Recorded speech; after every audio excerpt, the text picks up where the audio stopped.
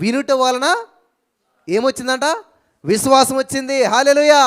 Brother మా friend చెప్పింది అందుకనే వచ్చాను అంటే ఏంటి? వాళ్ళ ఫ్రెండ్ చెప్పిన మాట మీద ఆమె ఏం చేసింది? విశ్వాసం వచ్చింది. ఖచ్చితంగా నా దేవుడు కార్యం చేస్తాడు అని. విచిత్రమైన విషయం ఏంటంటే, ఎప్పుడైతే మీరు విశ్వాసంతో వస్తారో ఆ పాస్టర్ కూడా మీకు అనవసరం, కానీ దేవుడు మీ యొక్క విశ్వాసాన్ని బట్టి దేవుడు మీకు అద్భుతాన్ని ఖచ్చితంగా చేస్తాడు. చూడండి, కొన్ని కొన్ని ప్లేసెస్ ఉంటాయి, ఆ ప్లేస్లోకి వెళ్తే అద్భుతాలు జరిగిపోతుంటాయి. ఎందుకనంటే మీరు విశ్వాసంతో అక్కడికి వెళ్తే అద్భుతం జరుగుతుందనే విశ్వాసంతో నమ్మొచ్చారు. కాబట్టి మీ నమ్మకాన్ని దేవుడు ఏమన్నా తెలుసా? మీ నమ్మక చెప్పినా మీకు జరుగును గాక. ఒక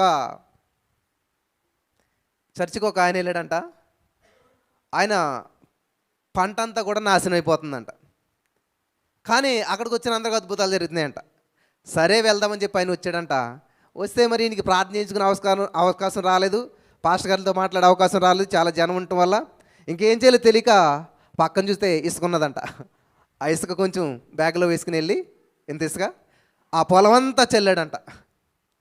ప్రభు మరి నాకు అక్కడ వెళ్ళని ఏం అవకాశం లేదు, ఇదే మరి నువ్వు అభిషేకించావు నీకు వందనాలు అని చెప్పి ఆ ఇసుక అంతా చల్లితే విచిత్రంగా ఆ సర్వనాశనం అయిపోయిన పొలం అంతా కూడా సర్వ సమృద్ధిలోకి వచ్చేసిందంట. విస్తారమైన పంట పండిందంట. హల్లెలూయా. ఇసుకలో అద్భుతం లేదు, కానీ ఎక్కడుంది?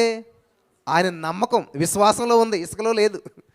విశ్వసించాడు ఆయన, ఖచ్చితంగా నా దేవుడు ఈ యొక్క నేను చేస్తున్న పనిని ఆశీర్వదిస్తాడు.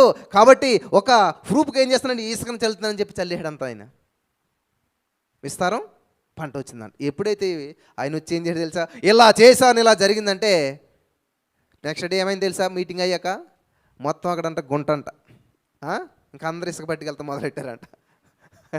వచ్చినందుకు ఇప్పుడు ఇసుక తీస్తే ఏమవుతుంది? అక్కడంతా ఖాళీ అయిపోతుంది కదా.